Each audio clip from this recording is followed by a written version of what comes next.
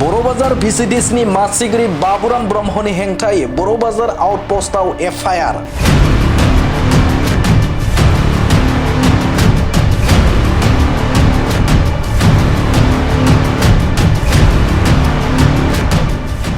बिटिसिनि बारग' गाहाय मावफुं सोद्रोमा प्रमद बर' आरो बारग' मावफुं सोद्रोमा डक्टर नीलुत स्वर्गियारि बिथांमोना 40 नं रौता बियाबनि बर' बाजार भिसिडिसनि सिङाव थानाय बर' बाजार रंजा जौस्रां आरो माखासे जौगालु आसनिनि थाखाय अन्थाइ खाम्फा गायसननायखौ आयेन बेरेखायै बुफायनायनि हेंथायै बर' बाजार भिसिडिसनि मासिगिरि बाबुराम ब्रह्मनि हेंथायै बर' बाजार आउटपोस्टआव गसर होदों।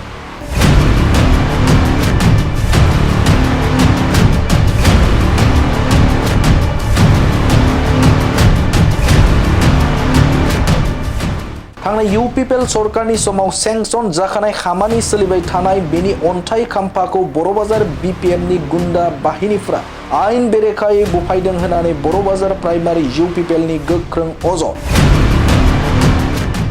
बर' बाजाराव प्रमद बर' सरकारनि समाव गायसनजानाय अन्थाइ खाम्फाखौ बुफायनायनि बर' बाजारनि मासिगिरि बाबुराम ब्रह्म, मन्त्री शरण बर' आरो बर' बाजार प्राइमारि BPFनि हेंथायै गोख्रों अजद लाबोदों बर' बाजार प्राइमारि UPPLआ।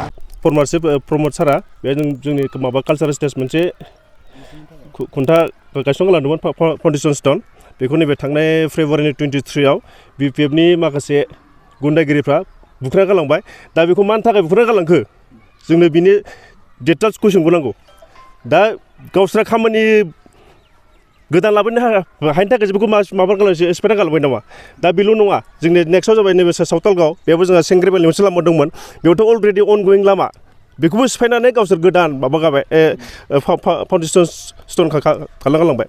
दा मानि थाखाय जाहोन माबाखो दा शरण बर'आ 10 बोसोराव जेबो खामानि होयाखै। दा जोंनि बै जा अनगयिं खामानिखौसो बिसोर जास्ट माबा जोंनि स्टेसन माबा फाउन्डेसन स्टोनखौ सिफाय गावसिनि नाम खालामनो सानदों नामा?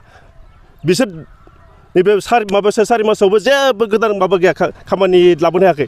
दा आं बेखौनो बुङो, BPFआ मा सिस्टेमै बेखौ माबाखो बुफायना गालांखो, मा जाहोनाव बुफायना गालांखो, जोंनो बिनि कुइसनखौ नांगौ। आरो बिनि उनाव जोङो जोंनि बर' बाजार आउटपोस्टआवबो जों मोनसे एफआइआर होनाय जाबाय। दा बुंनो थाङोबा आरो जासिगोन दायो अमा गाग्लिनायखौ सैमा हामना गालांबाय। दा बे जागासिनो। दा जोंनि UPPLआ थांखानाय नैबे 5 बोसोराव खामानि मावनायखौ आद्रा थानायफोरखौ बै नैबे BPFआसो दायो मावदों होननानै बेबायदि माबासो बिसोर गावसिनि नाम लागासिनो। अलरेडि बे जोंनि खामोन, जोंनि अर्डार फैखानाय अनगयिं खामानिखा, बेखौ बोरै सिफायनो हागोन बिसोर? सिफायनानै गावसिनि गोदान फाउन्डेसन स्टोन खालामना गालांबाय। दे फाउन्डेसन स्टोनखौ खालामबाय जेबो नङा, जोंनिखौ माबा सिफायनो दरखार गैयामोन। बिसोर नांगौबा बिसोर गायोमोन, नांगौबा बिसोर बेहाय खामानिखौ गावसोर मावोमोन, जा बे बुंनांगौ गैयामोन। खिन्थु जोंनि बे फाउन्डेसनखौ बिसोर सिफायनायनि जेबो मोन्थाय गैयामोन आरो बिसोरा। खिन्थु बेखौ मा आयेननि मा सिस्टेमजों सिफायना गालांखो जोंनो बिनि कुइसनखौ नांगौ। आरो जों बिनि थाखाय जों गोख्रों राहा लानाय जाबाय।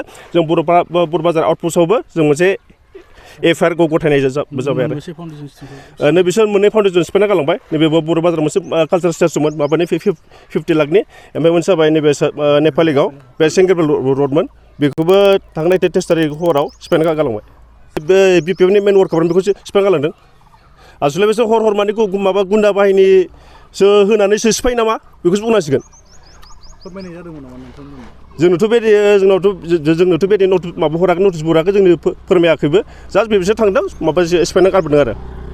बर' बाजार दख'रा बाथौ आश्रमाव जा मोनसे जोंनि UPPL गभर्नमेन्ट थानाय समावनो जोंनि फर्मार EM डक्टर नीलुत स्वर्गियारि बिथाङा मोनसे समायना 10 लाखनि मोनसे गेट बेयाव दान होदोंमोन बा सरकारि माबा होदोंमोन। नैबेखौ बिथाङा थांनाय समाव थांनाय 2025 मायथाइयावनो बिथाङा बेखौ गायसनखाबायमोन।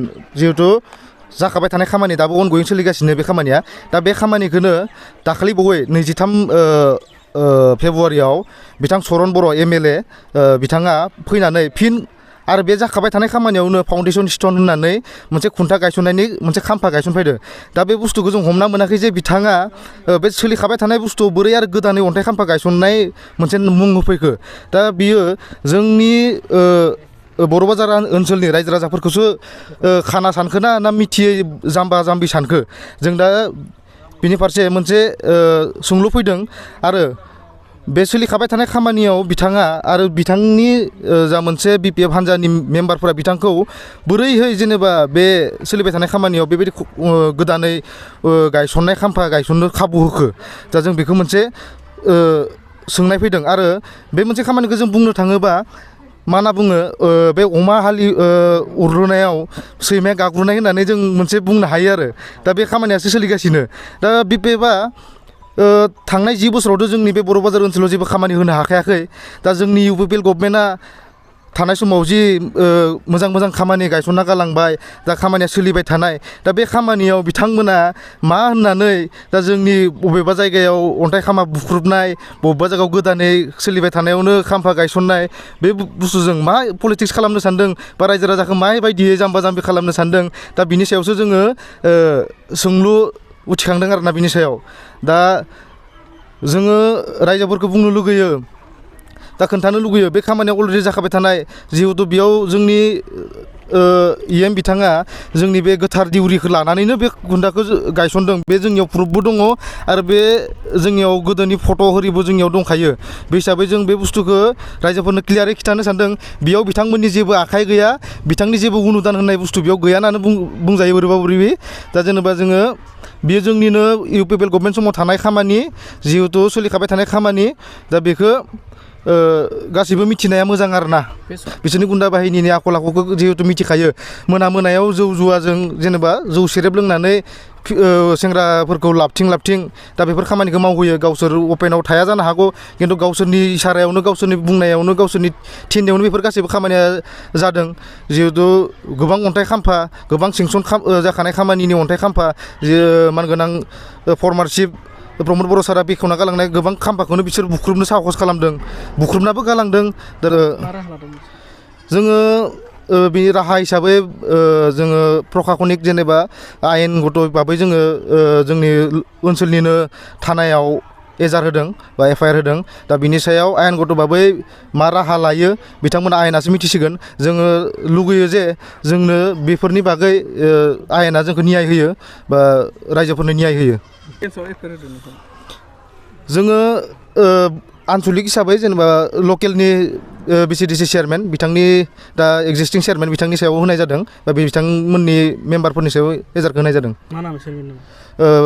बाबुराम ब्रह्म बिथांनि एगेन्सआव होनाय जादों जिहेतु बिथाङानो दा बे ओनसोल BCDCखौ सामलायदों हिसाबै बिथांमोननि इसारायावनो बेफोरखिनि खामानिया जादों होननानै जों सानो आरो बिनि थाखायनो जोङो बिथांमोननि सायाव बिथांमोननि एगेन्सै FIR होनाय जादों